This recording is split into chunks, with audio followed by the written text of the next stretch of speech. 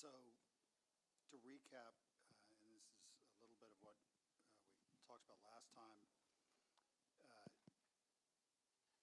Charter Review Commission's job to go through the charter, make any suggestions or recommendations from council, and then it'll go to council for council's approval. This is a process that happens at least once every 5 years.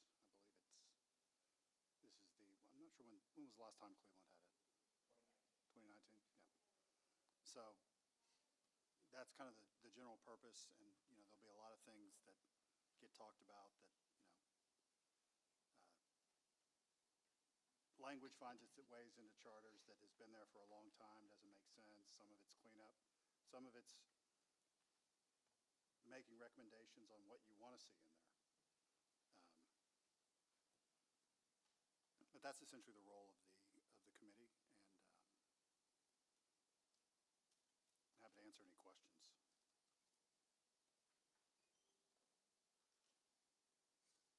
So how did y'all handle it in the first meeting? Y'all just bring up certain things and take one section at a time and talk about anything in there for discussion, possibly? Awesome. Yeah, and I have some notes on the changes. I apologize, I don't have the red lines done yet on those. Essentially, there was some cleanup language, and I'm going through the different sections, starting with Article 1. There was some cleanup language in Section 103. You may not want this recorded. There was some cleanup language in 103, essentially just lining it up with the current state law.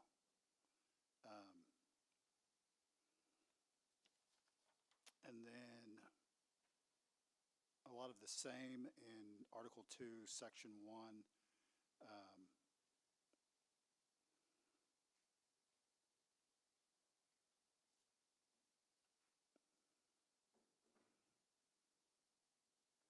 The biggest thing I think that was talked about, or I guess not the biggest thing, the first big thing that was talked about was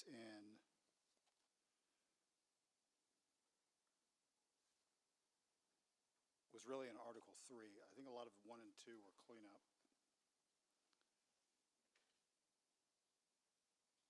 And I'm just double checking.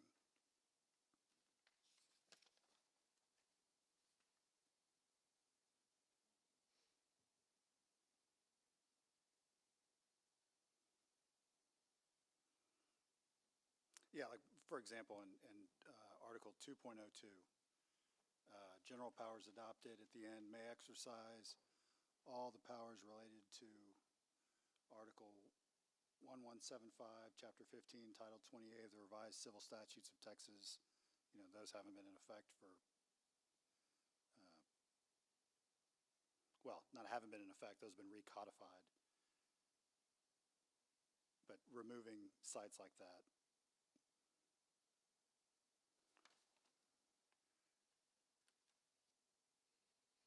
But then so the first big topic, the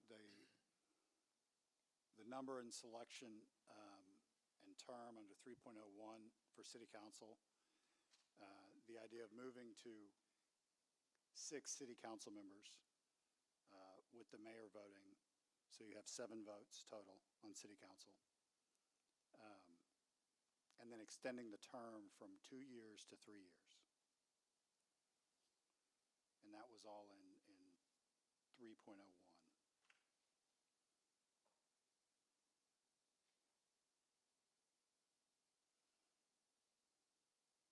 Okay, on that one, I think that's something we really need to consider. And right now is a perfect example. We're right in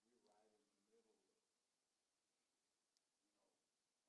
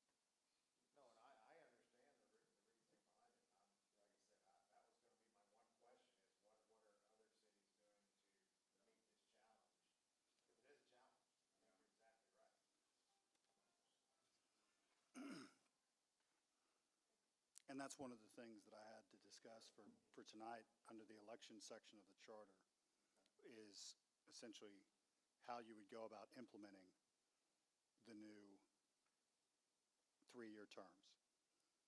Because the practicality is when you, and this is not a negative, that there are a number of cities that do this. And in fact, Scott and I had talked earlier, this saves you the cost of an election, once every 3 years. Because once you kick it off on a 3-year cycle, if you're then on, like right now you have 6 elections, 5 council members and the mayor. If you have 7 elections, then you're split 4 and 3 with an off year. So you have 4 on the ballot, 3 on the ballot, off year, 4 on the ballot, 3 on the ballot, off year. There are cities that like to have something on the ballot every year. And that's where the implementation gets tricky. It's not in the slightest undoable. In fact, it's regularly done. But it just all depends on what the preference is on how to implement it. And that can be done either by staggered start dates on position. It can be done by short positions, short terms for elected positions. Or it can be done by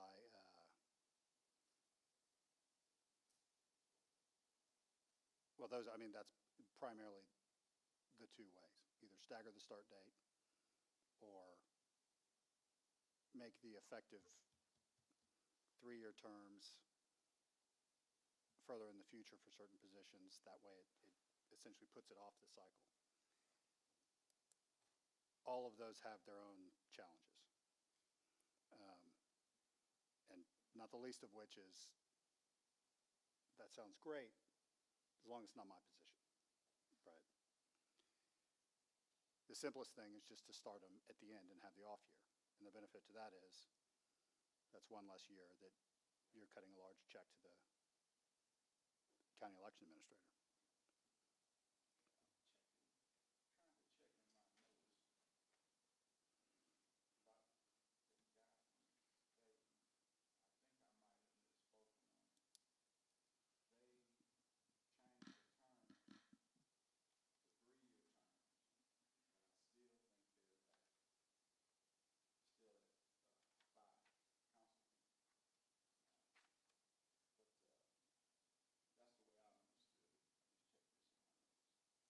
Well, I was just going to mention that also we had talked about 3-year, or still keeping the 3-term limits. And then we also had mentioned that one of the things that you can do is have it stated that if we go to the new positions, 3-year term, staggered positions, one of the things you can do, especially if you end up with a short 1-year term, or you do 2 of them that are 2-year, and then a couple of them are 3-year, is that you can say that beginning, the term limits will begin with the new 3-year term. So those that are on council would not be, or those that would take a 1 or 2-year term after this would not be penalized. Getting a 1-year term and so being a term, meaning, all right, well, now serve 2 or 3, but have that 1 year be a term when the new terms are 3, and having a 3-term limit. So you could put that in the language also, so if it gets approved, that the term limits would apply with the new adopted terms. If that makes sense. And that's something that, for what it's worth, that in a lot of charter amendments, there's language, there's a lot of charter amendments when they are resetting or they're extending the current terms going from 2 to 3, 2 to 4.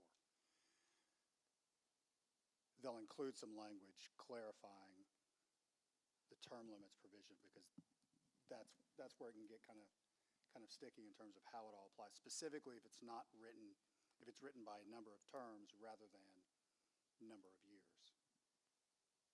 And just a concern, going right with what Dayton just did, if I'm thinking about this the right way, would that be best to say, okay,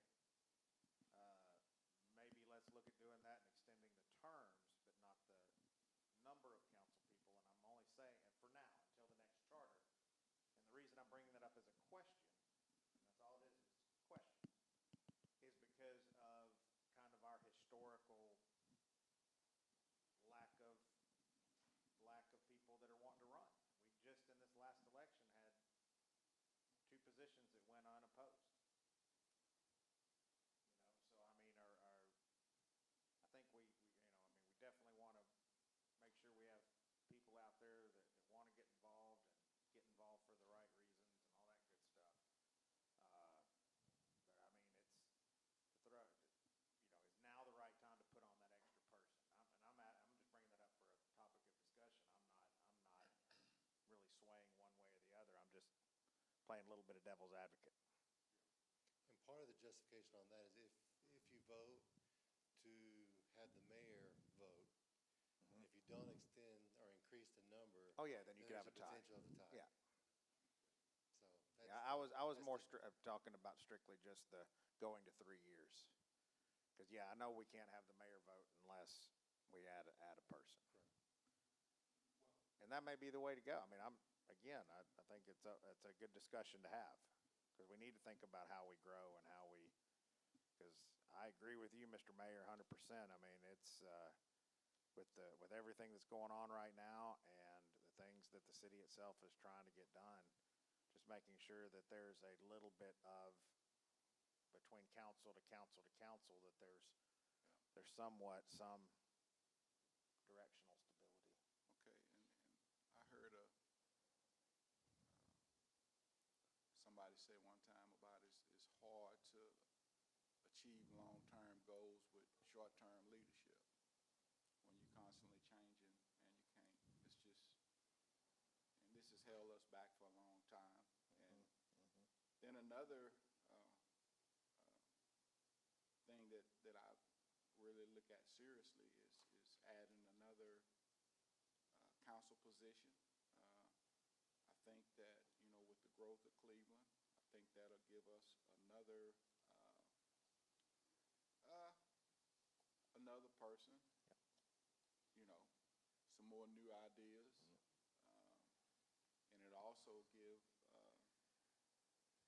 I just think it'll make it more stable. I mean, the school has done it for years. They have 6 board members and, 7, and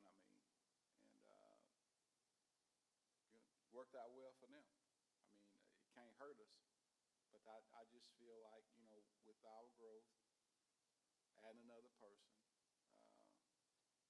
I just think it'll be a good opportunity to get another person involved, qualified though. Well, do we want to say that's going to be the recommendation? Well, and so when we get to a final recommendation, I'll put together Oh, that'd be great. a detailed red line, clean copy red line, all the changes. Like, essentially what I'm thinking, because the way all these sections break out, the heaviest lifting for the Charter Review Commission is 1 through 3.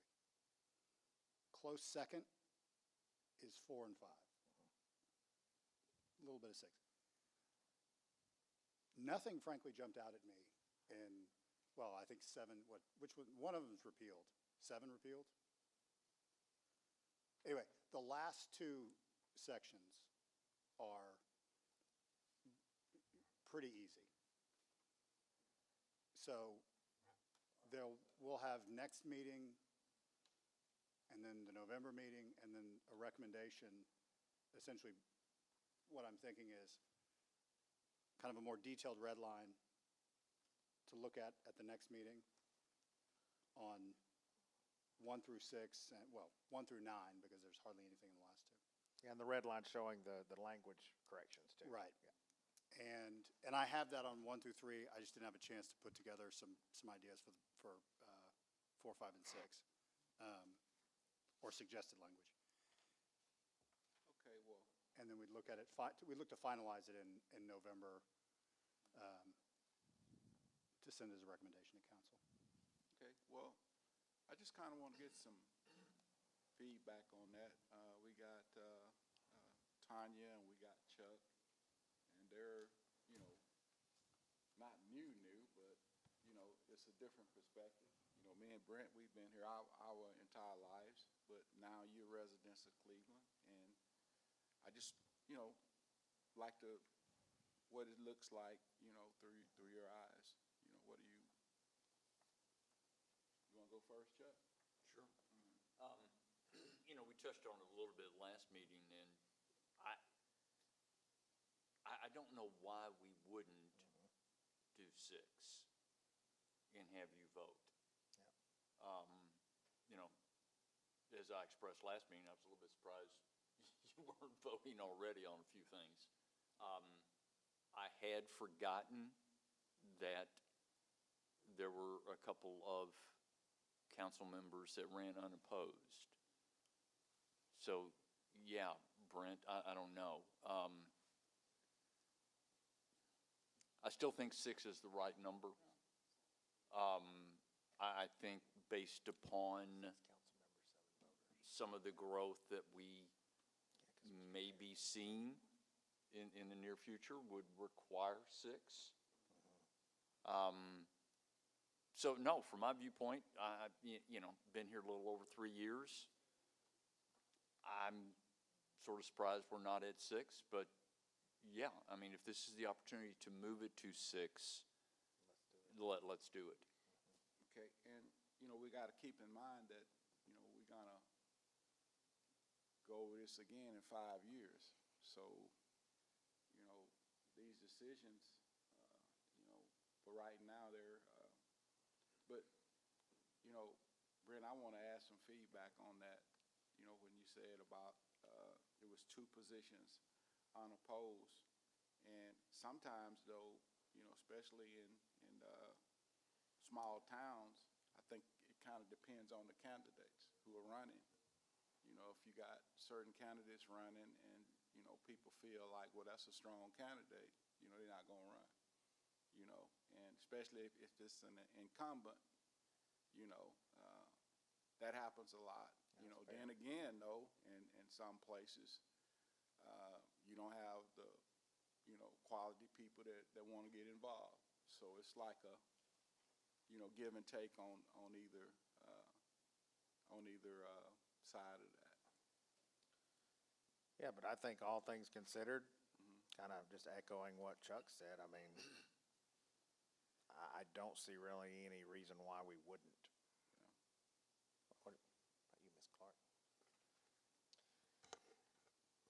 I haven't changed my position from the last time we spoke in regards to this. I think that it allows us to be able to add more versatility and diversity to the board. And I also think it gives an opportunity for individuals who we may or may not know of that could be possibly interested. So I don't think adding another member and giving the mayor the right to vote, I don't think that would hinder the board at all. I think it would only allow us to just create opportunities for diversity. And when I mean diversity, not necessarily race, but just diversity and then just the skill sets that come to the board. I think it may give some opportunities for individuals who may not have had the privilege of being raised here, so that may they see things that may just be, the individuals that come, they may see things through a different lens. And so if you were born and raised in Cleveland, you just kind of have this mindset, you kind of understand Cleveland. But I think every once in a while is a great opportunity to bring some opportunity to have some think partners and say, well, why do we do it this way? What makes us have to do it this way, you know? And I think sometimes when all of us come from the same cloth, it's hard to oftentimes see the thread. Right. So I Very well think put. that we should give it a chance. If no one runs, no one's hurt. You know, we didn't lose anything. But if we don't give anybody an opportunity, then we could be losing a whole lot. Good point. Good point. I like it. Man. Okay, so I think we have a kind of like a consensus on that. Scott, where are you at on that?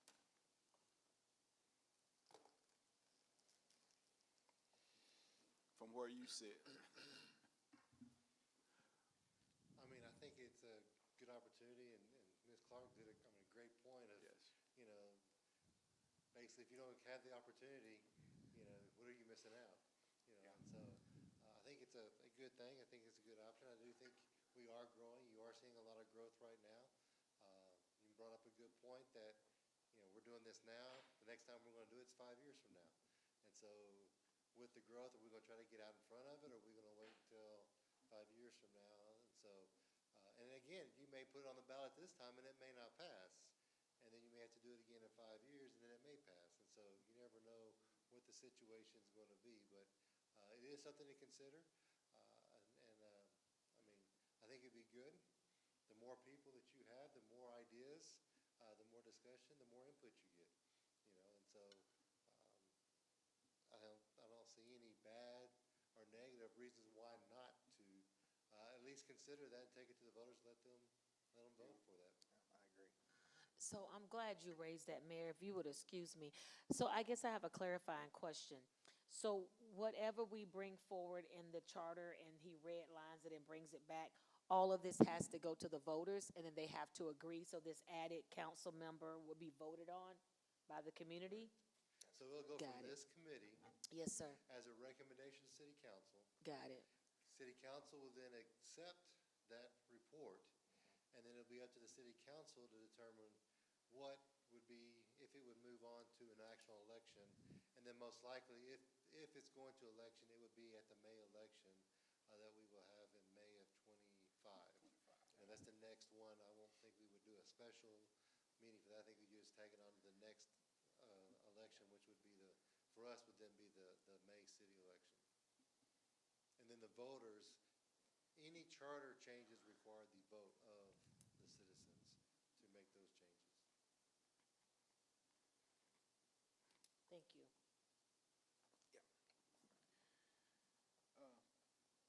That was some good feedback, and I'm gonna repeat again, you know, it's gonna be 5 years before we get a chance to do this again, so, you know, and, you know, just with the growth, I think my first year on council, I think it might have been 2018. And the changes here in Cleveland is, a lot has changed, you know, in the past 6 years, man, a lot. And I go, you know, I mention all the time about, you know, being from Cleveland. You go in Brookshire Brothers, you know everybody in Brookshire Brothers, and they know you. You go in Walmart, you know everybody in Walmart, and they know you. You go in Jack in the Box, the Sonic, or what, you know everybody. But now it's a total, you know, difference. You know, on my, you know, when I sub at the 9th grade campus, I'll ask some of the students, you know, how long have you been here in Cleveland? I've been here 10 years. You know, I'm like, what? That just shows you how we've grown, and it's very diverse, and I think it'll be good for us to kind of, you know, keep up with that, you know, and with our population and what we got going on, have an extra council person, and, you know, it's always good to have different opinions, you know, different discussions, you know, because with what Tanya just said, you know, that was deep, because me and Brent look at it one way, because we've been here. Whereas Chuck and Tanya, you know, they just got here. Always So- good to have a fresh set of eyes. Correct. And trust me, I don't have an ego when it comes to that. You know, man, I learned stuff from my 7-year-old grandson, man. I mean, ain't no shame in my game. Okay, I think we have a consensus on that, Tom. Well, and that's going to drive, when we get to the election part later, that's really kind of the big question Okay. for that. Just as a recap, there were, let's see, a few clarifications in, oh yeah, in 3.2, removing the indebtedness to the city language, because it currently, in my opinion, and most folks out there, violates state and federal law. And then, I think clarifying, I think we discussed this, and it's probably a good idea, clarifying the language in compensation. Currently, the way I read the ordinance, council sets the compensation for its members to be applied for the next council by ordinance. The way it reads, it kind of looks like it's set at a hard 300, 600 number. And so I just like, and I think I mentioned this last time, anytime there's a chance to take a dollar amount out of a statute, it just means it's going to live longer. Because dollars don't age well in statutes. I mean, it's lucky it doesn't say a nickel, because there are statutes out there that say that, and people are locked into it. This already has that flexibility. This would just be clarifying it for everyone moving forward.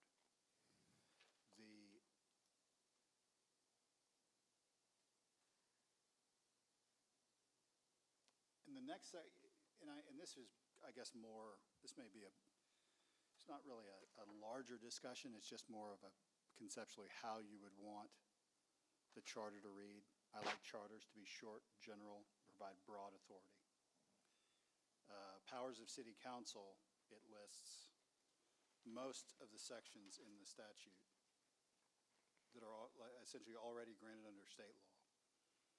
My instinct is, and the thing my instinct is just take it out and have powers of city council be all those powers granted under state law and for full home rule granted by the Texas Constitution and the laws of the state of Texas.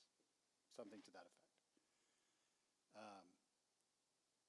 Because when you get to detailing this is our authority, and you have this many things, a lot of times it becomes what you didn't put in there more than what you did. You know, are we now listing to something else's exclusion is what I worry about. Now, I'm cautious on the other side. Changing this to something general, is it going to look like we've removed authority? And so that's where the other caution with that is. And that's more of just thinking about how best to word it. That would be a suggestion. Not touching it would, practically speaking, not change a whole lot. This is more the attorney thinking about the lawsuit that hasn't been filed and may never be filed. But the big sort of point, though, that I do think needs to be changed in 3.07 is remove from any office or position of employment, city government, any officer, employee, or member of any board, commission appointed by the council. I think that should be removed, because that authority is also given almost the exact same overlapping authority with the city manager, and it creates an issue in certain circumstances when you essentially have overlapping authority like that, because practically speaking, council always has authority over the city manager. And so I would suggest that A be removed. In fact, I would probably remove A. Well, I would remove A and probably replace it with some general language about authority over the function of city government. The only thing on A that, for consideration would be then, you're correct on the positions and employment, but the city manager does not Right, appoint or right. remove board members or commission members. Right. That is the authority. So I agree with the confusion that's in there on the employment for staff, because that is the sole responsibility, except for me, the city attorney, and the municipal judge, that is the responsibility of the council. All city staff is then, is the responsibility of the city manager. So clarifying and cleaning that up, but then the council does have the responsibility to appoint or remove board and commission members. It's absolutely right. My brain was going employee, but in terms of any appointments for commissions, things like that. Correct. And then there's certain officer appointments. And then I think, and I need to think a little bit about B. These are the two that I have highlighted as there needs to be some cleanup to create consistency with the city manager section.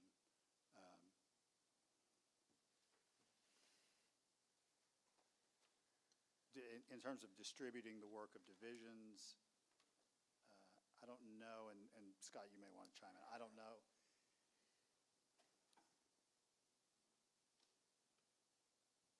I don't know that I have an issue with departments conceptually, the structure. I mean, that kind of de facto happens with the budget every year anyway. But if you get into, essentially what you want to avoid is language that creates confusion over, is the authority over the department, the creation of departments, de facto hire fire authority over the folks in those departments. And there's a whole spider's web of kind of legal consequences that flow from that. What these changes I'm talking about here are meant to do is But to I could see avoid that something- spider web. Something along the nature that the city manager has the authority in conjunction with the council. So that the city manager is the one that would be bringing to the council, discussing it with them, any new department, disbanding of a department, separating, combining, all those different things, where the city manager, who's over the data operation, would be the one that would make those recommendations and discuss that with the council, and in conjunction, in agreement with the council, then we make those changes. And like you said, the council does authorize the budget, so the funding that would be tied to those departments, lack of, combination of, is ultimately approved by, and again, that's a recommendation from the city manager to the council, and then the council, in conjunction with the city manager, adopting the budget that gives the funding for those departments. So it almost works hand in hand. Yeah, set it up, essentially make it read something similar, like what you see for, on the federal level. President makes a recommendation for appointment to office, confirmation by the Senate. And it's, the Senate can't make that initial recommendation, but the president can't make that confirmation. So it's sort of a, basically everyone's got a high five at the end of the day.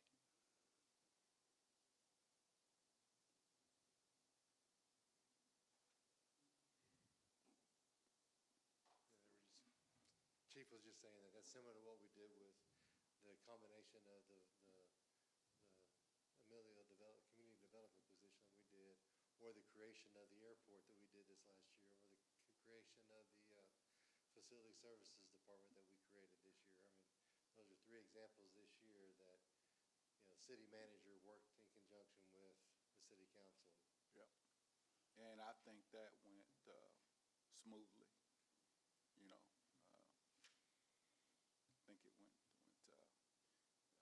because, see, the city manager is in the trenches every day. The mayor and the council, I'm in and out, but, Scott and the department heads, they're in the trenches every day. So,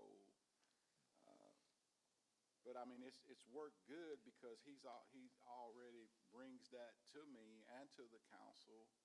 We need to go this route, Route A or Route B, and I think we worked that out, pretty good. And that all comes with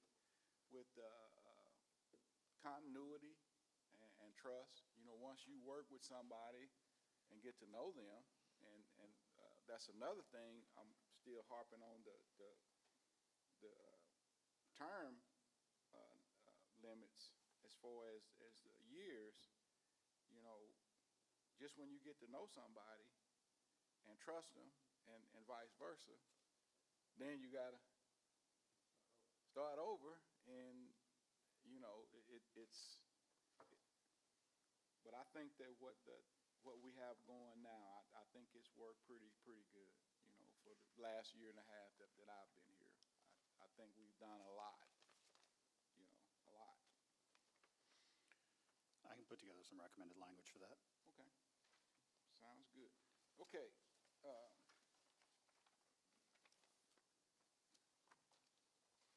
now, on that section 304, compensation, you know, I just like to get some ideas on that, you know. Anybody that's served council, you know, in Cleveland, you're not doing it for the money, you know. School board, they get zero, so you're not doing it for the money. I mean, it gotta be for the love of your community and in your heart, you know, that you wanna be a servant. But, you know, what I look at, you know, you have young people that wanna get involved, you know, in city government, but, you know, they got kids in activities, you know, they need babysitters, and what $300 a year do? And you might have 2 meetings, and you need a babysitter. You know, it's just a lot of different things, and God knows nobody's on here for the $600 a year or for the $300 a year. That's not. But I think that's something, you know, going forward. You know, it's going to be another 5 years before we get a chance to look at this again, or whoever's on the charter committee get a chance to look at it again. But I think it's something that needs to be looked at. But I think and correct me if I'm wrong, Tommy, I think that's one thing Tommy was just talking about is removing the dollar amounts to where council would have the power to set whatever that rate would be and not defining a dollar amount in the charter. Oh, okay. Am I correct Well, on no, that? I agree that it kind of reads confusingly, like it's locked in. But that's the language you were talking about cleaning up, correct? Yeah, and I think to clarify that essentially council would set that amount by ordinance for the members of the next term. So you're always going to be locked in to what was set prior to you, but you can set it for the next term Okay. for the positions. Say, for example, with Brent. Now, Brent, you'll be up in what, 2026? So So no matter what you changed it to, I could not take part in that at all for my 2026. duration. Correct. Yeah. to Under, 2026. He No. would be able, if they voted on it this May, let's say he goes to council and votes on it May, it would be for this term. If he goes and runs for another term, wouldn't he, with the new term that he's elected for, if he chooses and wins the election, he would then receive that increase on Yeah, the next term, So if there not was a, the current term. right, it's not the next office holder. No, it's the next term. It's the next term of office. Yeah, because the way it reads now, it says should not be increased during the current term of council member enacting such ordinance. But we need to do something with that, man. It's you know, and just in the mayor's position, you know, back in the day, you might come up here one day a week, you know, sign a few papers, but it takes a lot, you know, in that position. You know, you have to get out and meet people, go to different functions. You know, you have to be more or less a cheerleader, you know, for the city. You know, you have to do a lot, and being a council member has changed a lot more is asked of you. You know, you got different workshops, you know, and you got to get your TML training in. You know, you asked all the time to, you know, volunteer at the schools, and like the situation with the storm that we had. I mean, we didn't have to go and volunteer, but then again, though, in our position, you know, it was our duty to get out there and show up, you know, and set an example. And for future council members, future mayors, I mean, a lot more is asked now of those positions than it was back in 2018, and it's only going to get, it's going to be more asked, you know, as we grow. You know, we having meetings, you know, with developers left and right, you know, and a lot of times those developers, you know, it looks good if the mayor shows up or if a couple of council people show up. You know, it shows that, you know, we're really serious about doing something, you know. So everything on here is something that we really need to look at, like on that 301. And whatever language you can put in there, Tom, going forward, I think it'll be good. I'll get that done and get it drafted Yeah. to everyone. Now, y'all give me some feedback on that. Well- I'm just one person, that's just my opinion. Well, I mean, I think personally, you're right in my opinion, you're right. You're absolutely right in the sense that, you know, I mean, it's been that number for a long time, and it's basically a placeholder. Right. And so it doesn't really, nobody's doing it for that. Right. But I think that, you know, whatever number that becomes, you know, should not be a number that's the reason anybody would do this. Correct. And I think that's an important distinction that we need to look at. Ms. Tanya? My thoughts is I feel at a little bit of a disadvantage to be able to actually create a number amount, because I don't know what the budget is and how much can be budgeted for that amount. I guess we would have to look at trends around small cities our size to see what are they offering their individuals. And then I'm just speaking, you asked me my opinion, okay? And then I would like to say, if we are able to increase the amount, then there needs to be a set expectation of what the work looks like. And so I don't know if there's a job description involved, but I mean, if we're going to increase the amount, if you're on a committee, you need to be present. And we can't pay you more and you do less. Because then the perception to the city is that the council is making all of this money. And we know that may not be the case, but to some people, $300 is a lot of money, okay?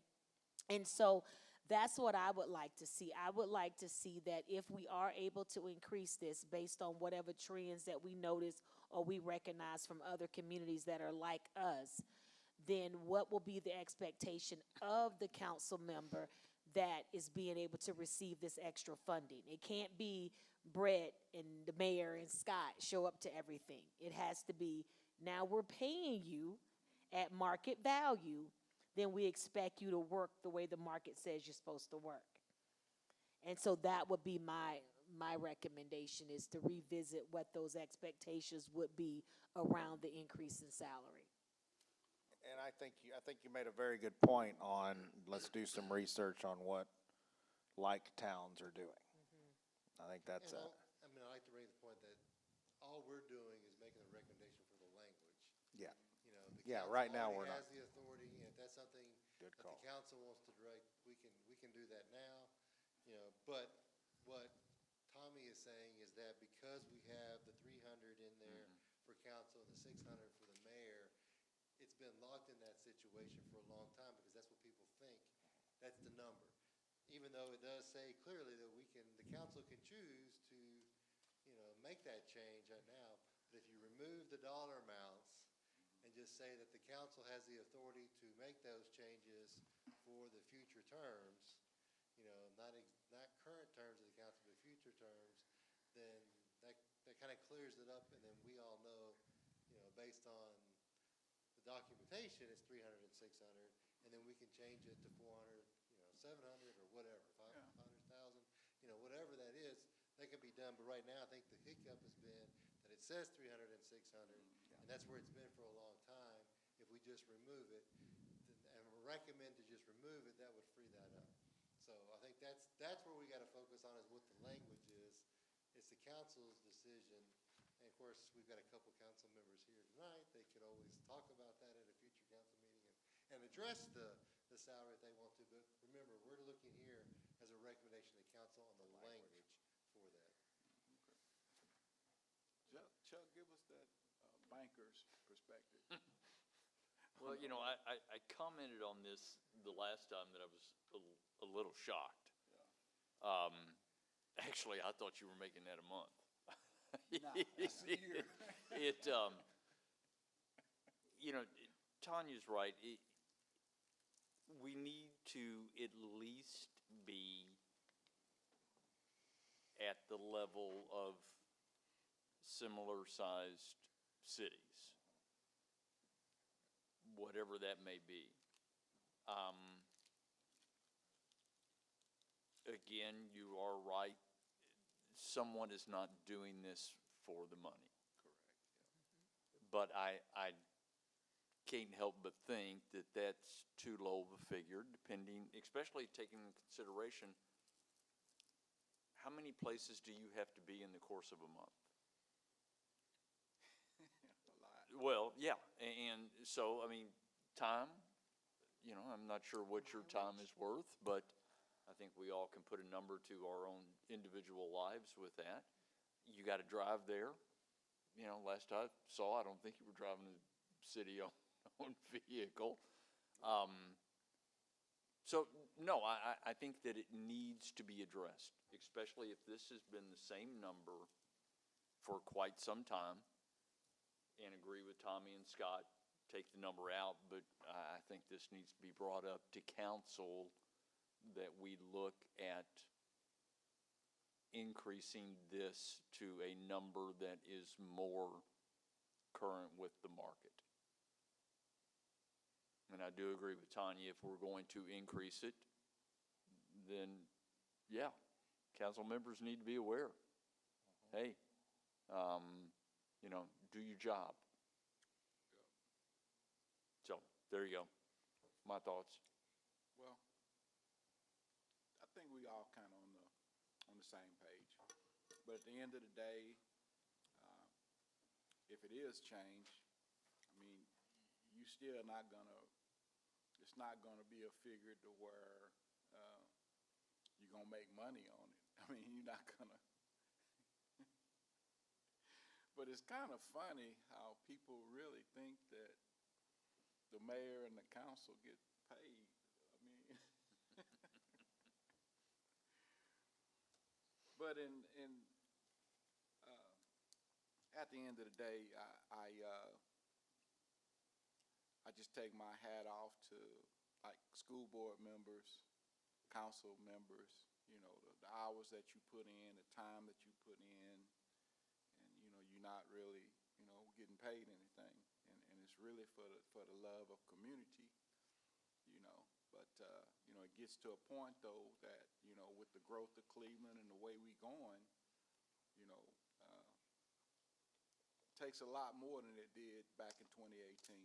I mean, we asked more of our department heads, public works, fire chief, police chief, city manager. I mean, a lot more is asked of them than it was back in 2018.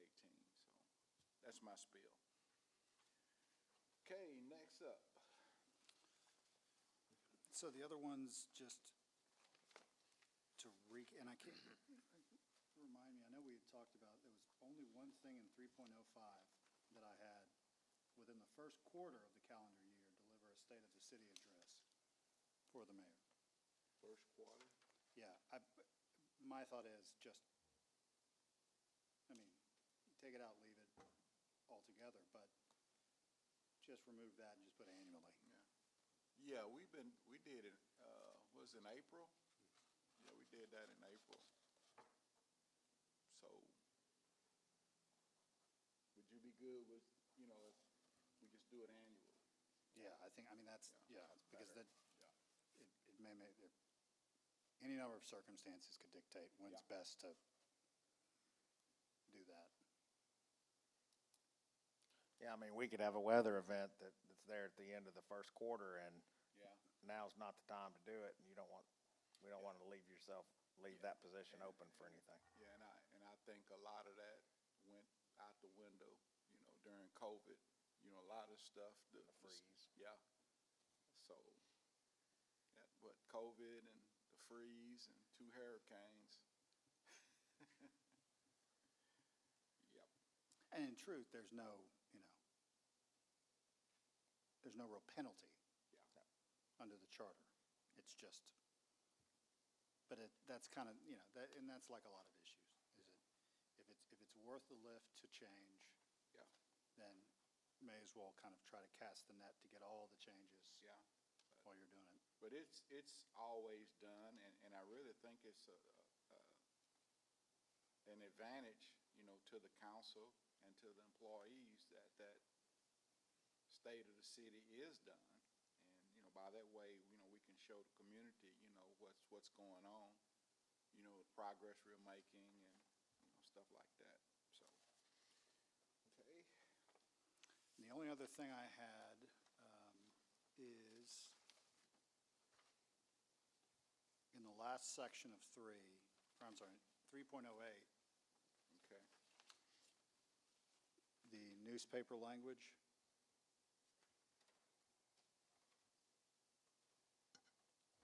Says, all meetings of city council shall be public except where authorized by law, shall be held at City Hall, except that city council may designate another place for such meetings. I may want to clean that up a little bit to give flexibility to have meetings somewhere else without having a meeting, to designate another place to have a meeting, Yeah, you know. we've had to do that. Yeah, I have noted that we talked about removing that part of Okay, it. yeah, I think that makes sense, I mean, And is there any value in looking at the language of, and you may have just said this, but is there any other terminology now that there's so many other ways you can post that to the public that's not a paper? I mean, I'm very glad that, Yeah. I mean, in 5 years from now, you know, and I love Bluebonnet, and I love our vending, I love everybody, but, I mean, might not be a paper in fiber. Yeah, but the only paper we Bluebonnet's got not now even is classified the as a paper right now. Liberty, Yeah. Liberty paper. Yeah, Vindicator's the only one that we have, and it's once a week. yeah. So, I mean, I don't know, I mean, is it worth doing, is it not, just Well, thought? is it a way that, you know, we just can put it on Bluebonnet or the city website? Well, state law requires us to post it on our city website, post it on the building where we normally meet, so having a 72-hour notice. So there are state regulations that we had to adhere to. yeah, I This filed. is in addition to, we're being required. I filed this change under, this is like, in fact, I think we talked about some budget language later. Like, state law already gives you tons of requirements. Sometimes they feel like they're mean-spirited, actually. Why add more that you don't need? And, you know, for better or worse, I don't know that the newspaper notice reaches, I mean, frankly, I think that the data would probably show it reaches a very specific sect of folks. And I just don't know what value there is in there, other than just the practical value. And keep in mind, meetings, the ability to do meetings it underlies the ability to do all the things. Like, it's sort of like, I see this as a big change because I wouldn't want someone coming back and saying you adopted an ordinance in violation of your charter because the meeting, you noticed, didn't get in the newspaper that only runs once a week, and I assume you have to give it to it before the date. So possibly, that means your 72-hour notice just went to a week-plus notice for meetings. And 72 hours is already tight when you're in an emergency, and it's iffy as to whether it would fall under a natural disaster or not, but it's certainly an emergency for everyone that's going through it. but now to push that to more than a week just seems like a requirement. And truthfully, folks don't run around challenging ordinances because of buried language in the charter like this, but it happens. And so I mean, Cleveland already, y'all already go above and beyond on agenda notice, full packets, everything like that. This to me seems like let's not make it hard on ourselves kind of change. Well, as the mayor said, said many times back in 2018, this was probably added before 2018 when we had a newspaper that was probably daily, that was probably based out of Cleveland.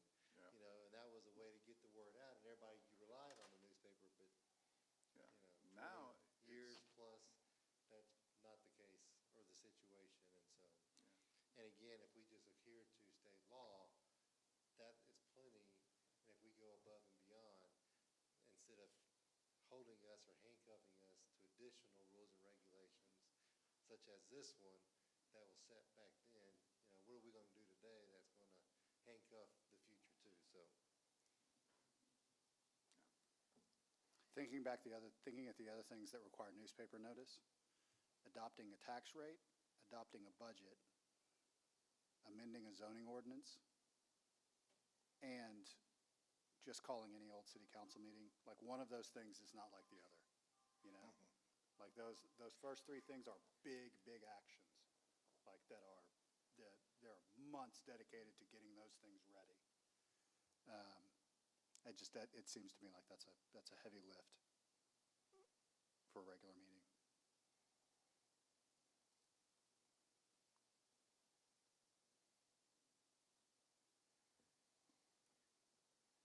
okay. Tom, is that all you got? That's all I got. Scott? Well, that's all for. For 1 through 3. Yeah, one We through still three, got you 4, wanna- 5, and 6. Oh, okay. We still got, 4, 5, and 6. And Y'all know me, I'll call it a night in a minute. That's it for the review. Now to go that's- forward. Go to the meeting? Yeah, that's what I was thinking. I'm like, I think y'all do this when I was gone. Yeah, I forgot about the other. Yeah, man, I was gonna call it a night, man. well, truthfully, I think it's generally pretty quick for the other ones because the biggest discussion on, for instance, Article 5, nominations and elections, the big change would be implementation of the staggered terms. Like that would be a whole section of the article added. And I'll be honest with you, most cities that have special rules added to re-stagger in order to have like a 2 election, 3 election, rather than a 4, 3 off. That section of the election article will be as long as all of the rest of the election. And so, but if what we're talking about, kind of what I'm picking up is maybe the preferred, is just having 4, 3 off. That's pretty simple. Yeah.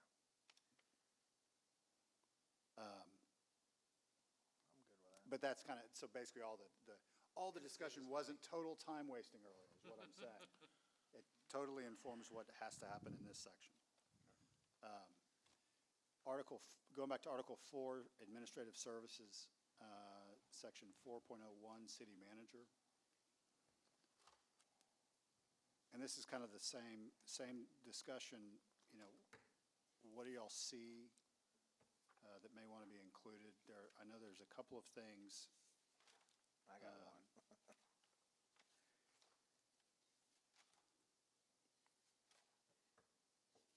I've noted, and I'm trying to find where that language was. Well, I got one, since we're on 401. Okay. And Scott, I think you're doing a great job. We're not talking about city Scott. I'm thinking about, Here it comes. future.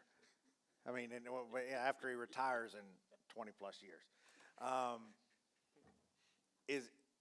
And this came up last charter review. And I thought we had made some language changes that I don't know ever got to. I think council at that time decided against it. But on 401 subsection C number 6, within a reasonable time after assuming office, the city manager must reside in the city limits of Cleveland. You wanted to change to must and not shall? No, I was talking about do we want to extend those boundaries a little bit further, maybe ETJ or a certain number of miles from the city? Because, I mean, Scott, I'm sure you read this and knew this when you took this office, but I mean, personally, when you were looking to to go after this job, because when you're hiring somebody, this position's the most important position as far as the leadership of the city and the day-to-day action of the city, and so it's as much us hiring that person as that person agreeing to come to work for the city. So when you're weighing your pros and cons when you were coming here, I'm sure that's one you had to look at that you probably wish that you had a little bit of flexibility in. Well, I mean, that is one of the things that city managers do look at, because not all cities require it. Most cities do, but not all of them. Do they require living within the actual city limits, or do they give like A radius. a radius? Most of them go within the city limits. But you can get all sorts. I mean, some of them are the ETJ, or some of them within 10 miles. And it really depends mostly on your, I guess, geographic or your location. Yeah. You get up in the Metroplex or even inside of Houston, sometimes they don't require you to live right there, because you can live 2 cities over, but yet be 10 minutes from, or 10 Where miles you need, from. yeah. And then there's some cities that, they don't want you to live in a city because they know they can't afford to pay you what's required to buy a house within their city limits, And we've got some of those in the Houston area. We've got some of those in the Dallas-Fort Worth area, San Antonio area, that, that the cost of the housing inside the city are so high. Yeah. But a lot of times what you see on this scenario in particular is a lot of times your smaller cities, when you don't have a whole lot of inventory, don't require, but require a distance, so many miles. Yeah, As I the want to say city it was grows like, bigger, yeah. a lot of times that's removed, and then it's converted with the charter review to then say, no, now we've got enough inventory that you now have to live in the city. It's always best Yeah. for the city manager. Oh, absolutely. And I agree with that. I think last time the reasoning was, I think we had put either a 5 or 10 mile from city limits language on it. And for the reason being, let's say the person that you were wanting to hire is a person that wanted 2-3 acres. And if you're living within the city limits, that's a lot of times you're very limited on what those choices are. And it could preclude the city from getting a solid candidate. And so, I'm very involved in hiring, have been for the last 15 years at my current place of employment, and I can tell you that those type of things get asked a lot more now than they did in years past. A lot. Well, and the challenge that we have is we don't have a city limits No. that is square. No. It's kind of like this. So even when I was looking at the spider web or the splotch of paint, on the map, is that inside the city? Because they all have Cleveland addresses. Right. Trying to figure out, is this inside the city? Is this outside the city? Oh, well, it's actually closer than here, but this is inside the city, but it's way out here versus, depending on where that spurred out went. Yeah, because you want it close. I mean, I agree there should be some limits in there because, we're a small town. We want you to take part in this area, to shop here and be a part of the community and everything. And I'm just thinking from a hiring standpoint, way down the road when Scott wants to hang it up. I mean, I've seen it to where within the county, but that makes it difficult for us since we're in 3 counties. And that makes it a very wide territory. Yeah. And especially since we're sitting in the very top corner of Liberty, which is Yeah. the main county, there's a whole lot of the county that takes you a long ways away from here to do that. Now living in Tarkington or, Shepherd or something like that may not be so far, but then that's different counties. Yep. You know, so, I mean, it's really limited. I mean, I agree. I found a house, you know, I had houses to choose from, you know.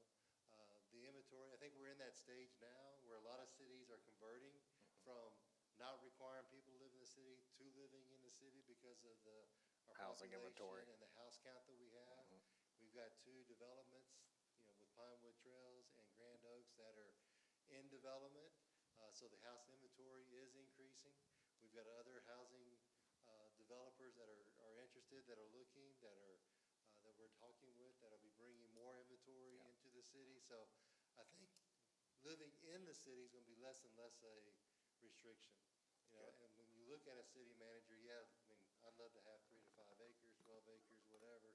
You know, I grew up out in the country myself, but I also know when I got to be a director and got to be a city manager and assistant city manager, that I knew I was going to have to probably give up some of that as far as living and become more urban and live inside of the city limits, because that is, a lot of cities require department heads, you know, and now we're obviously, you know, not to that point, but it's usually larger cities that require them to live inside the city limits. So, that's not something that I would even consider at this point, but, you know, as you get into, the larger you get, that is more of a requirement, and so. Yeah, and I bring it up for a point of discussion, because it's something that, you know, that way down the road, you know, you just don't want to be limited. You want to have some, because this is very black and white. And it's come up in the past, as you know, that it's created some challenges. Now, one of the things Brett. that you might put in here is leaving the city requirement, but have some kind of flexibility. So that if the council agrees, then you can live outside the city within a certain, you know, an example may be, well, what if somebody does live 5 miles outside the city limits? Or they found the place that they really want, and it's in that in-between or whatever, and it's, you know, it's still Cleveland ISD, it's 5 miles down the road, they can be here. Can they get a consideration to where the council agrees, yes, this is within here? You know, or maybe it's somebody that lives here. You know, I've lived in a city where that was a situation where the person that they appointed was the assistant city manager, lived outside the city limits, you know, got moved into be the city manager. That's one of the negotiations that they did, is that we're going to allow you to continue to live in the home that you've had for 10 years. That's outside the city limits. But if you sell that or move, then you'd have to reside inside the city at that point. You know, and so that was agreeable. And so those different situations, different scenarios do come up. And so having that opportunity, right now it's just clear, you must live inside the city limits within a reasonable time. You know, but having it to be, you know, have to live in the city limits, or, you know, the flexibility for the council to be able to just, you know, decide on that ability for them to live out. And then y'all set, the council sets, you know, is 5 minutes, 5 miles, you know, the next county over, or, you know, what is that criteria, and have y'all agreed to, yes, this is close enough or whatever, and be that part of that contract or whatever. Well, on that, you know, I would be, you know, receptive to, I mean, whatever the council, you know, would agree on.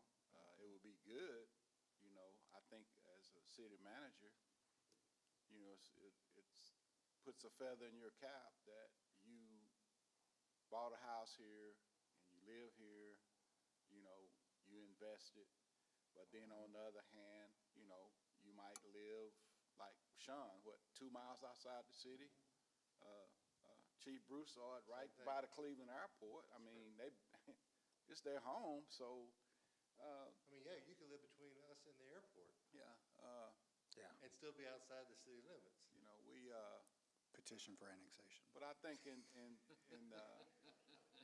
And that's the reason I bring it up, because I mean, it's just it's such a defining line, and there's no language in there to make those type And of. I think that would be the best thing, 'cause I think you want your city manager. I agree. First priority would be to. I agree. So maybe having the language in there that, you know, doesn't have to live within the first, you know, within a reasonable time, but also have the provision to where you can, council, one of the things that I was gonna discuss up here, and then this would be a good point that maybe, um, you know, one of the things that you have under 4.01B is term and salary, and it, of course, it talks about your termination has to be a vote of a majority.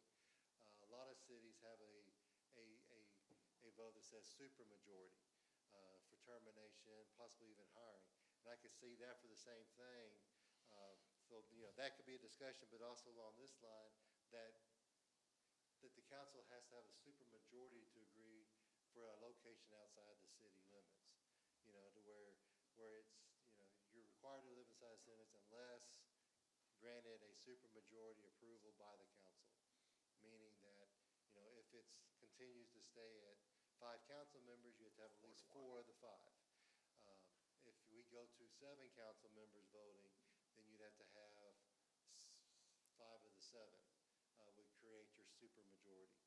And so having that language in there allows the city manager to not necessarily have to live in the city limits if that's their choice, but it gives y'all the choice as a council to determine what is acceptable distance, for that.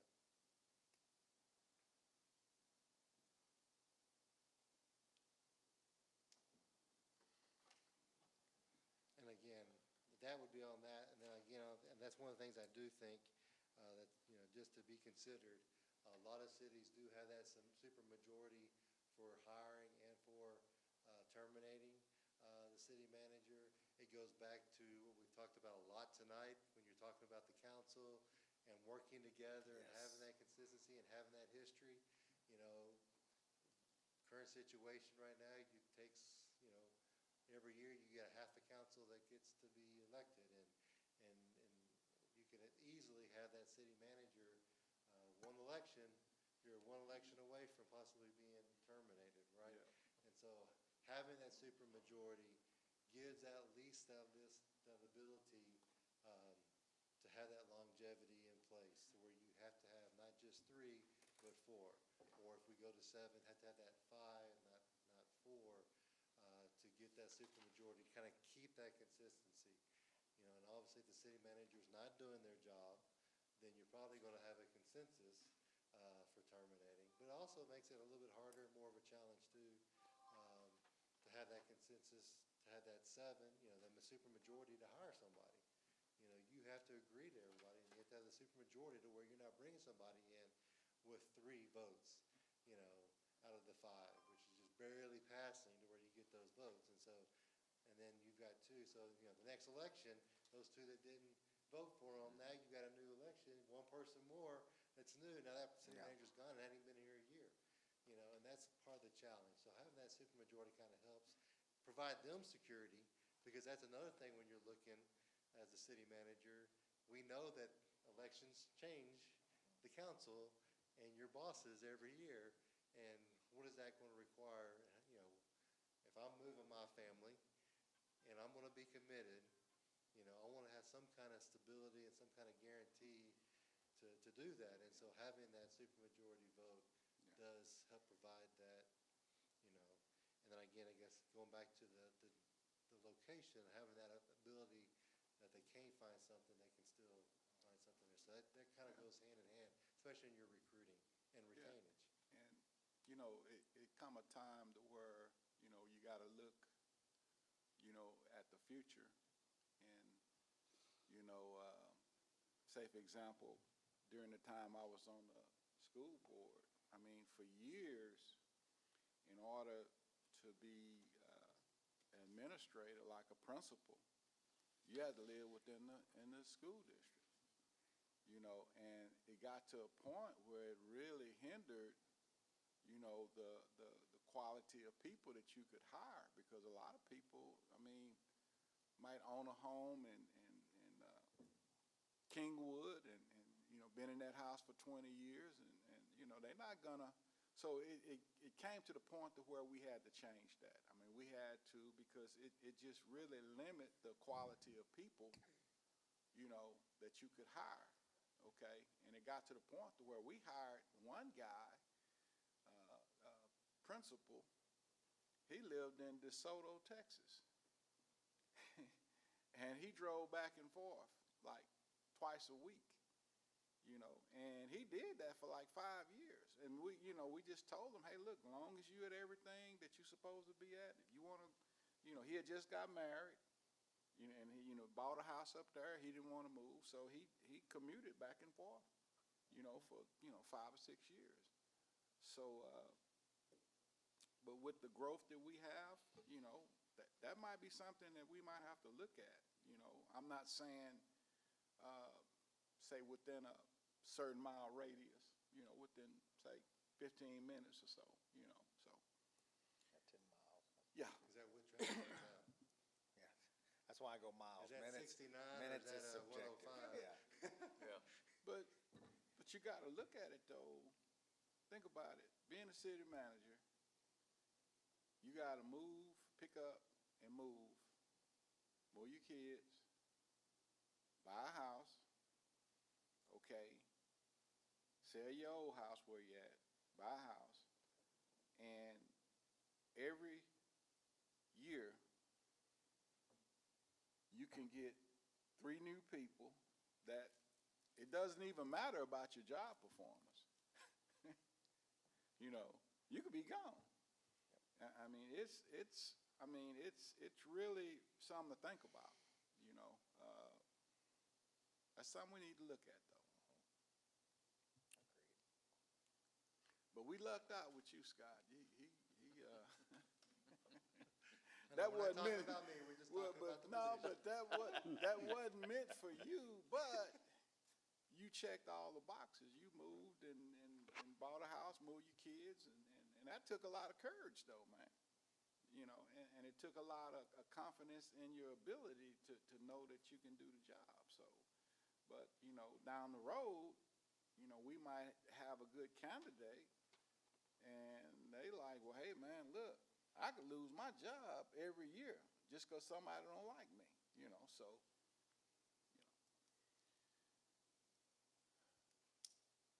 Okay, let's move along, man. The next one that I was just wanting to say is that, I know in section, or the 4.01A, it talks about the, city manager being the chief administrative and executive officer of the city. One of the things I think that may be considered under C is just putting that same kind of language to kind of reiterate under responsibilities and duties of the city manager. Just for that clarification again, that the city manager is responsible for the daily operations and the city affairs, or the affairs of the city, as your, chief CAO, CEO of the city. Just to put that down there as part of the duties. One of the other things I think, and of course, Tommy, kind of similar to the duties of the city manager, there may be some things in here that we might be able to clarify or to remove just for, state cleanup like we did with the city council. If it's something that's already given to that position by authority, may not be necessary. One of the things I have is on, number 3, under C, is the prepare and submit to city council as the end of the fiscal year a complete report on the finance and administrative activities of the city for the preceding year. I mean, that's basically your annual audit, and so that's a lot of words there for basically saying that, you have to have you need to present an annual audit, but if that's something that's required as part of your, the state rules and, that's required by the state for us to have that audit, that may not be something that necessarily needs to be in there. Right. And of course, it doesn't say audit, but that's basically what it's applying to, is that we have to have an audit and present that to the council every year. And so that's, like I said, just something that we might want to kind of clean up. And then, and along those lines, we're going to have the finances, one of the next sections, and I think there's a whole lot of that could probably be, we can go about that, but there's a whole lot of stuff that's in there that, one, contradicts with state law and state timelines and schedules now. So one of those things, if you adhere to the state, whatever the law is or the regular requirements of the state probably would help clean up a lot of that language. But then when you get to section 4.02, other departments, I think this is something, Tommy, that you talked about earlier, city council. That's what I was confusing with As a review, earlier. that the creation of offices and departments, it's now down here again under the administration, but then it calls out other departments and it calls out for the city council to abolish, consolidate offices and departments, and so again, how does that really need to function? And it really needs to be more, I think, what we had discussed, where the responsibility of the city manager to bring that forward, but to work in conjunction with the city council, for the creation, abolishing, combining of positions, offices, departments, and then, of course, ultimately, council to give that final approval and council to adopt the budget and the funding for those different positions.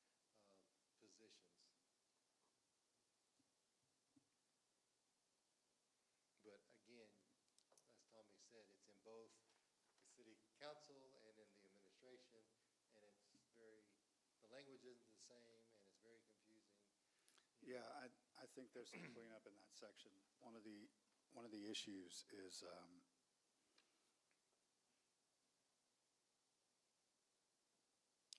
part of it's conceptually.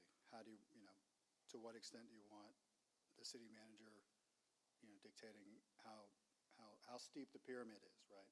Like how wide it is at the bottom. To that extent, how much do you want city council to do that? But what this blends, and I think the thing that had sort of jumped out to me is like, maybe worth clarifying. Such offices and departments, there are some offices that will need to be abolished by city council. Part of this will also depend on how it was created. If it was something's created by city council, generally should be abolished by city council.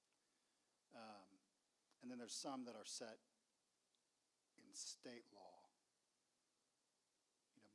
My instinct is, and again, then this is purely just recommendation, is it may be worth differentiating between departments within the city and offices of the city, because offices kind of has two meanings, right?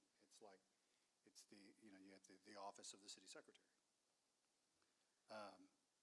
Is that also a department? Is that an officer if it's only one person? Are we now talking about an employee issue that created confusion with that other one before, the hiring and firing stuff? And I don't think it has to be that complicated. That's kind of earlier when I said there's a whole web of things that can flow out, and this is just about cutting off the web to make sure everything's clean and easy to understand. Well, even when you go from the city council to the city manager back out, when you're talking about departments, are we talking about, for example, Public Works? Right. That's a department. But within Public Works, you have the water department, the sewer department, the street department, the parks department. Are those departments? And even those can be combined and broken out, so, are we talking about the individual budget line item department? Are we talking about the umbrella department that all the budgeted departments fall within? And so, again, it gets back into, just need to maybe clarify. And then is that something that, city manager, or is that something the council, or is it something that, and ultimately should be, where we work together?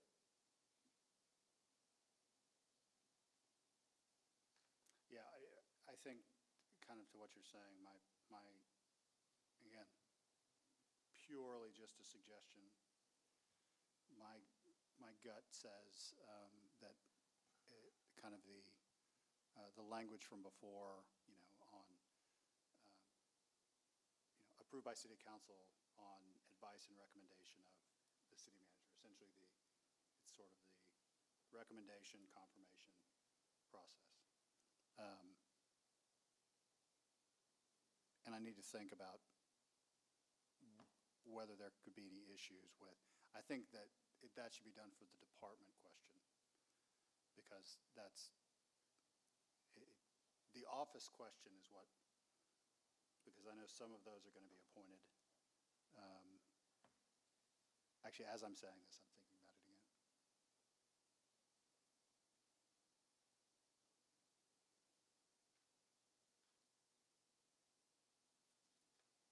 Well, yeah, the short of it is, I do think it should be clarified, because what is a department, what is a department head, what is, I mean,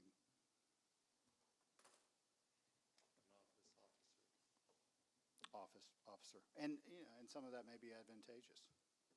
The more ambiguity, the more flexibility, But, you deal with that every day, and the council doesn't. I'm not there every day.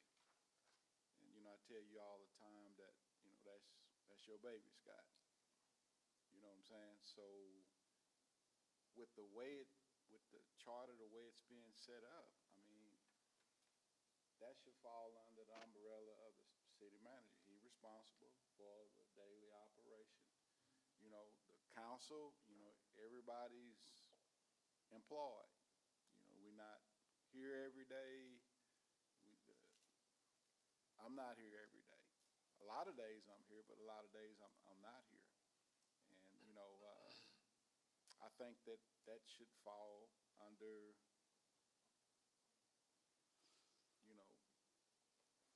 that umbrella with you, so. Brent, where you at on that, man? No, I think it's always good to have clear definitions, and if there's a advantageous thing for us to be a little bit vague in here, I'm sure Tommy's gonna be thinking about that. Yeah. But just, again, we talked about a little bit in the city council stuff earlier, making sure that there's just clear parameters there to where there's not that overlap and question marks and all that. But no, given the city manager the written out that he is responsible for the day-to-day, and the departments here at the city needs to be clear.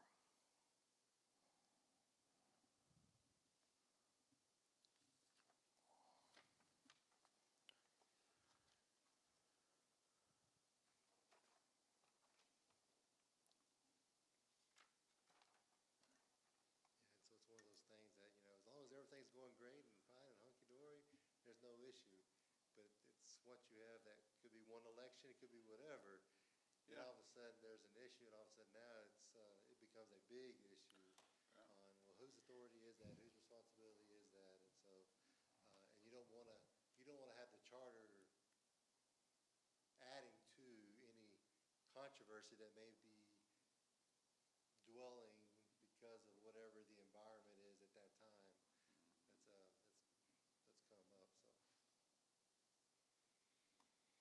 Yeah.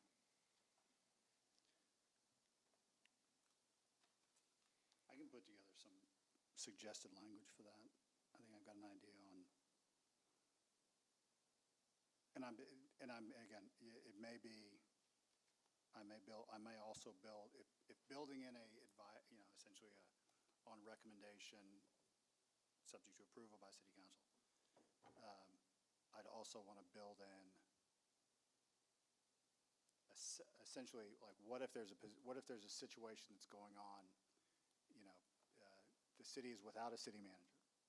Who makes that recommendation? So I'd probably want to build in the city manager, or in the absence of the city manager, the mayor. Well, there is an extra for Yeah. that. In B, city council may designate some qualified person to perform the duties. Correct.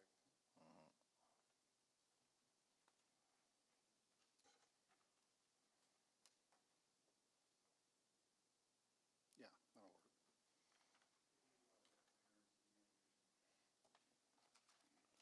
Do what, Sean?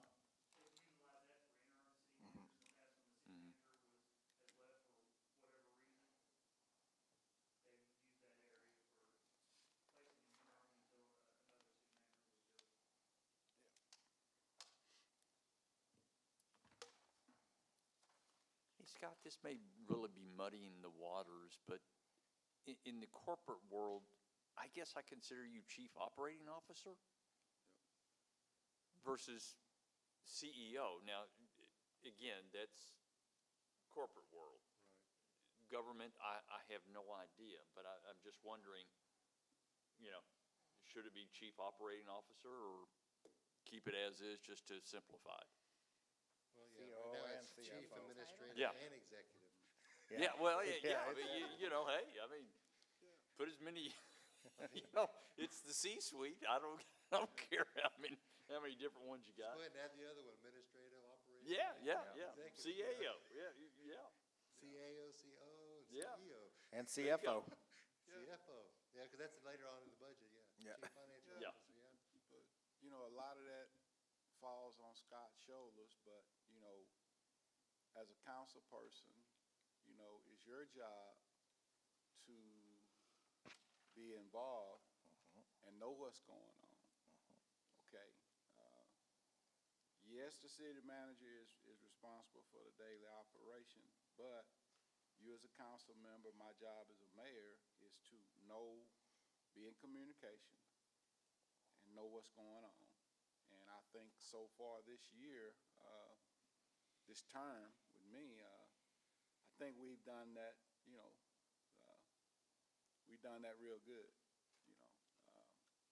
But it, you know, for future council members, you have to stay involved, you know, because you're not here every day. A lot of meetings that Scott's in with developers and different people. You know, it's a lot that goes into his job, and you know, we're not here all the time. You know, we don't have a staff. You know, the city of Houston, each council person got a staff. So, Well, the council, as far as, you know, I mean, what I like and what we kind of are in the process of now, and that's not, again, you can't be naive and think this is, you know, the way it'll be in 20 years, but we have a plan. We have a mission statement. We have the things that we want to see executed that have furnished through the city manager, went to council, been agreed upon, and there's a path forward. You know, and so just making sure that we have that language in here, that is kind of what the expectation is, and understanding where those responsibilities lie for future councils and future city managers is what's key here. yeah. You're right, and, you know, that goes a lot with our weekly updates. You know, I tell people all the time, you know, Scott gives detailed, you know, updates, you know, and as a mayor, as a council person, you know, we really need to be involved in that, know what's going on. You know, it's like doing your homework, you know. So.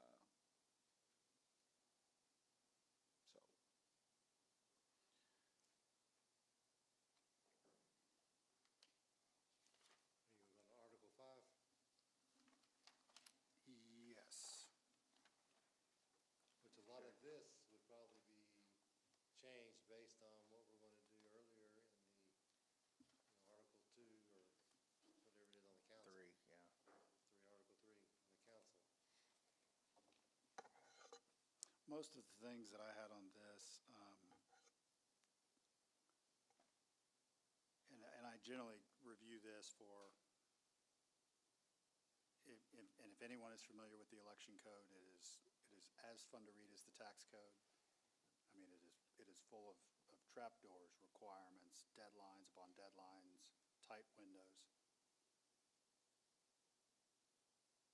What's being put on the city to do for its elections that is not already required under state law? And I don't see a whole lot, and that, which is good.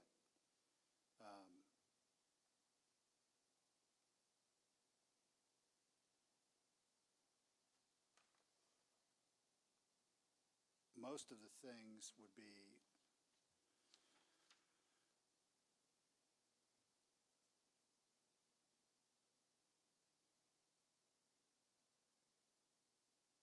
I want to check the 35 and 45 days after the first election. The second election shall be held between 35 and 45 That seems days. pretty quick, but It is quick. Sometimes it has to be that way. And if that's for a runoff, what I can't remember is if that's this is the kind of provision my instinct would just say, my suggestion, when you see it, will likely say something like, will be held in accordance with state law. I just can't remember offhand if state law changed to a hard 30 days or if it is 45 days. I know there are some exceptions depending on how close you are to the general election. Because there's essentially a blackout window that happens during the general election 30 days before, 30 days after, so there's a chance, depending on when your runoff would occur, that if you have a special election and then you need to have a runoff, if the runoff, if the only date was a week ahead before you ended up in that 30-day before, 30-day after window, you're having a runoff at least 67 days after that election. So I mean, there's like, and that's not an uncommon thing, depending on, well, specifically depending on how the special elections are handled. If you have vacancies, any sort of. Well, I was just thinking, last year we had a runoff. And the biggest challenge that we had with the runoff is trying to get it scheduled because we do not do the elections. And so we had to work with, of course, again, we're in 3 different counties. So luckily, we don't have anybody that lives in San Jacinto County, even though we have property in San Jacinto County. Right now, we don't have anybody that lives there. At some point, we might, and if that's the case, then we may have to deal with 3 different counties for election. But right now, it's Montgomery County and Liberty County, and they're having to try to meet the deadlines for all the runoffs within their counties and set those polling places, and then we're being forced to piggyback on when they can do it. And Right. so, having it to meet the state deadlines, I think is a good idea and clarification, especially since we have very little control. All we can do is say, we have a runoff, we have to have it, and Montgomery County and Liberty County, you have to work together to make sure that this election is taking place, and then they're battling on when they can do it because they have other cities in their own counties that they're having to accommodate when they can have a runoff, and they're trying to figure out when we can have a runoff within those dates. And so it was a major challenge. And just And practically. really, the 2 counties were fighting quite a bit, and we were just on the sidelines going, somebody just figure this out. Well, and the secretary, there are a number of instances where the Secretary of State will basically dictate what day that is. And I had that issue happen very recently. And it's, surprise, you're having an election in 2 weeks. So I guess the good news is that would fall under the 30-day requirement here. The bad news is if you're fighting to meet these deadlines, what happens in practicality is if you're the only election on that date, your bill from the election administrator goes way up. Because essentially, when you're on any general election or you're on any other, the more folks to split the check at the end of the day means the check goes way down for everyone, and it goes way down real fast because there's a lot of overlap in that stuff. And so if you're having to have a small election and you're the only one that's doing it, it doesn't necessarily mean it'll be astronomical, but it also doesn't necessarily mean it won't be $40,000, $50,000. I think ours are running about 30 right now for an election, our portion. So giving the election administrators and this is the needle that y'all have to thread, at 3 different counties, the flexibility to just, what is available in state law to do. Because the other advantage is, let's be honest, if you're having an election that you have to hold by yourself to meet a 30-day requirement in your charter that isn't otherwise there, although I will say, I think the general requirement is within 30 days. But like I said, there are exceptions and there are times.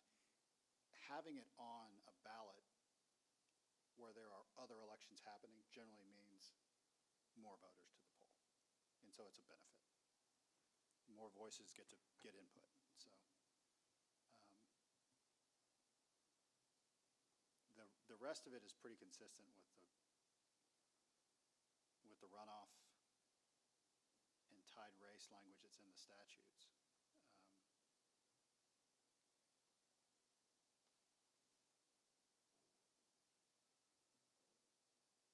But yeah.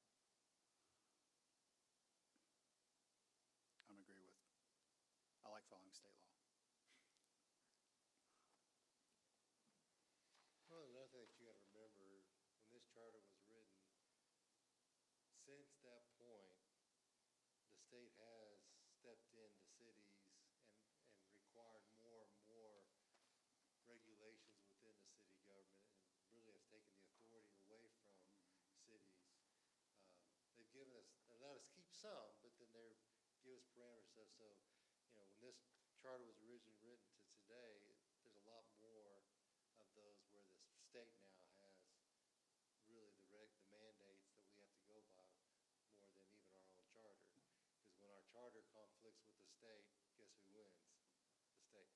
So, so a lot of this cleanup that we're talking about is just, a lot of it's just because of the history that we've gone through, that the legislature taking over more and more to now making our charter, language that's in there irrelevant. And if this was, when was this adopted? 90, so if it was adopted in 93, I think was the date.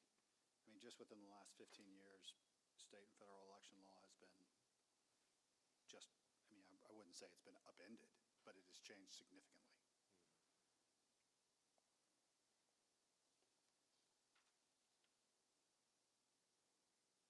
Well, the first charter review, I think, was in 93, so was it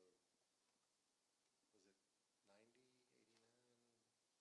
I can't remember when the actual, And actually, now that I see it, oh, no, 81. April, the official ballot, so since 81, there's been a lot of changes. I'd probably want to line that up to, I believe the statute still generally defaults to using printing language, but printing almost never happens anymore. Because they're all done digitally with essentially the only thing that's printed really is the voting by mail. I mean,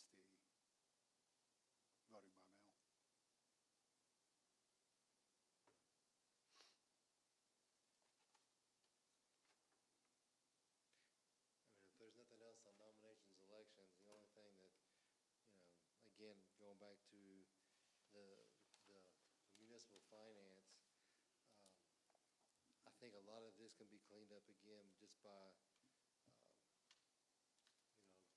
adhering to state mandates and regulations. I mean, the very first sentence of 6.02 is the city manager between 60 and 90 days prior to the beginning of each fiscal year should submit a budget to council, a proposed budget, and then it lists all the different things that are required to be a part of that budget. Well, a whole lot of that is based on the numbers that we get from the county, and even if y'all remember, we got that about 3 weeks ago.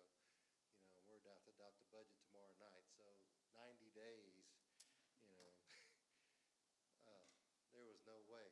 And that's kind of what we ran into is, even at this point, 30 days before we adopt the budget, we presented a budget and a tax rate that was our best estimate based on the numbers that we had received, and those numbers changed when we got the official numbers. So creating a full-blown budget 60 to 90 days before, it just, now with the new legislation, new laws, and new deadlines that they have for the county, the tax assessors and everything else, it doesn't work, and so. Yeah, I agree. Again, one of these things is as simple as we can make it to adhere to state law. And then, of course, if there's anything in there that is above and beyond the state law that we want to continue, we need to keep that in there. But if it's part of state law or regulated by state law, I think we just adhere to and go back to, that we adhere to and meet the requirements of the state law. And those change, of course, every 2 years, so. Yeah, the 60/90 jumped out as me as kind of being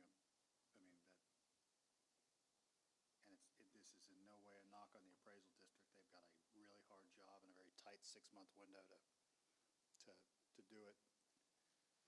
But 60, 90 days prior is it's almost a remnant of doing the appraisal process 20 years ago. I mean, when it was easy to get your certified values out by July 25th. That was just the drop dead date. Now they've got the safety valve built in for that or certified estimates, So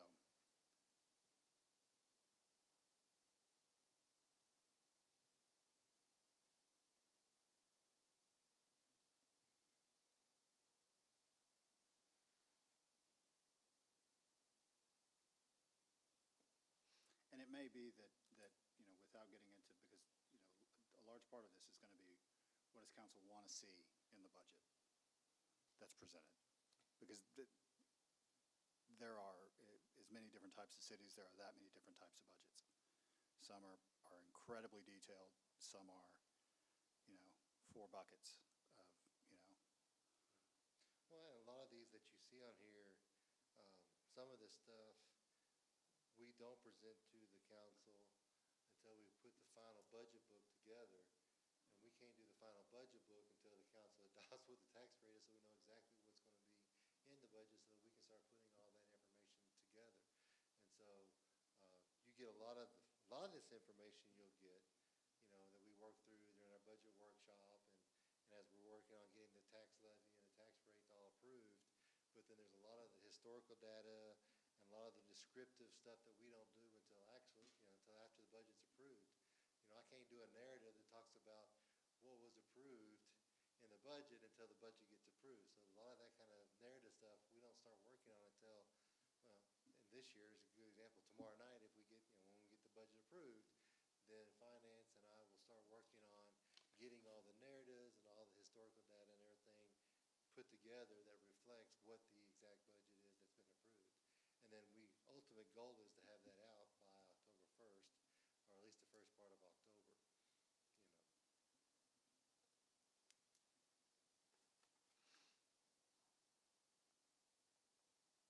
And maybe it would be,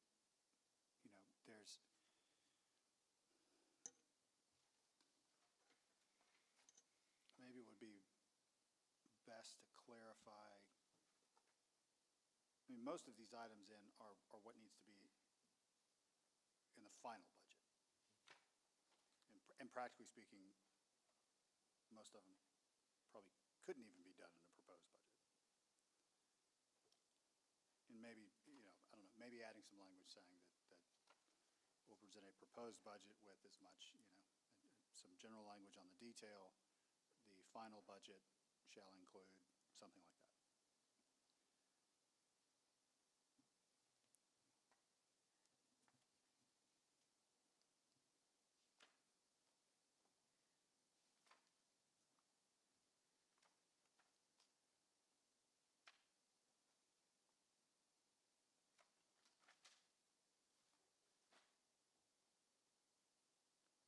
If there's nothing else on that one, we can go ahead and do number 7.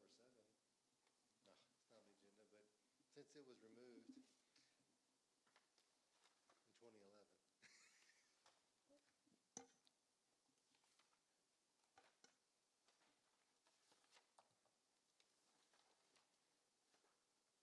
So we'll do 8 and 9 next time. Oh, is that all for that? Yeah.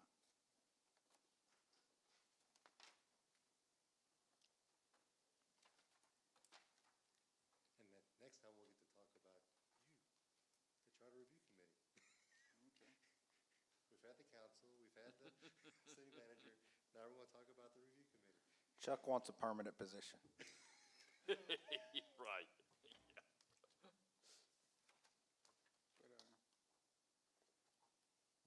Let me go back to the budget language.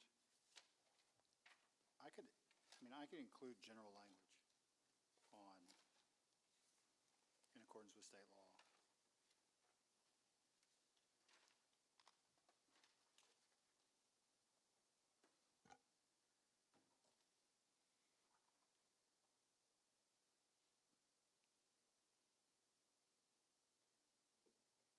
Or is that something that underneath either the city manager or the city council, underneath their powers?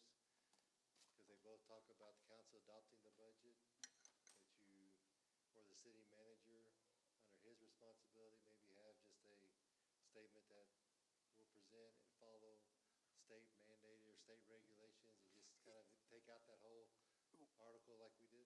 Yeah, like one of the things I'm thinking is I don't want to confuse an expression of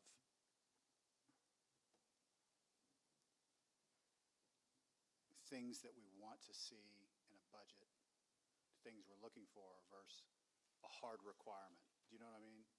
Like these are a list of things that are going to be helpful for council and the public. And if there's no practical way to get it, that's the only reason I'm just trying to think through whether it would be better to have this list presented differently or just removed. I mean, obviously, whatever the commission wants to recommend, what city council wants to adopt, in terms of a ballot measure. But yeah, there's a lot of things in here that seem to be kind of, general fund resources in detail. I mean, in detail is a very detailed, vague statement. What level of detail, how many buckets are we talking about? Capital improvement projects, or each individual project, each individual contractor on each individual project, or each aspect of the project? I mean, and literally there are cities that get into different levels of weeds on that, and there's a benefit and a drawback to doing it either way. More detail is not necessarily better than the other, but generally speaking, you always want to push for more detail.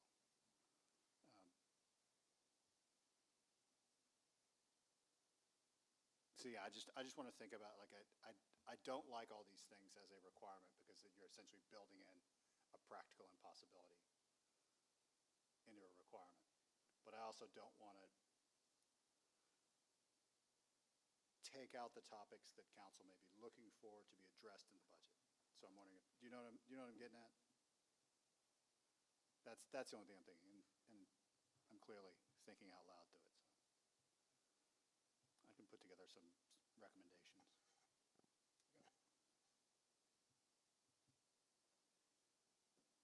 All right, Mayor, I think we're, unless anybody else has anything, I think that's. Tom, you got some cleaning up to do. Is that what you call it? And just some Well, hey, look, light editing. I just want to thank everybody for coming. Tanya, I want to thank you. And Chuck, hey, man, y'all give us 2 hours after work. I thank y'all a lot. I mean, but the stuff that we're deciding on, I mean, it's going to be here years after we're gone. I was just reading a lot of the people that were on that 1981 committee, and probably 75% of these people have passed on. So, I know it's been time consuming tonight, but I just want to thank y'all for coming and helping us out with this. Absolutely, Okay? absolutely. Okay, Scott, you got anything else? Well, our fire chief was just bringing some Okay. things to our attention that, just for clarifying, for cleaning things up, there's some areas in the language, I think it was his point out, in particular for the election stuff, where he calls out filing for office, filing an application to have his name. Nowadays it's his, her, or their name. And so if we're doing cleanup, is that something that we need to be looking at or considering as we're going through there? Should we be cleaning up some of that language? Yeah, and for what it's worth, in the draft, for the first 3 that I put together, that's kind of, I just default to changing to that, because to me, it seems like a good idea, and I want to build that in. And obviously, if everyone wants to recommend it. Right. Okay. Got anything else, Sean? Good? Hey, man. Brother, you dedicated to read all that and pick that out. You on your job, man. Let's go home, man.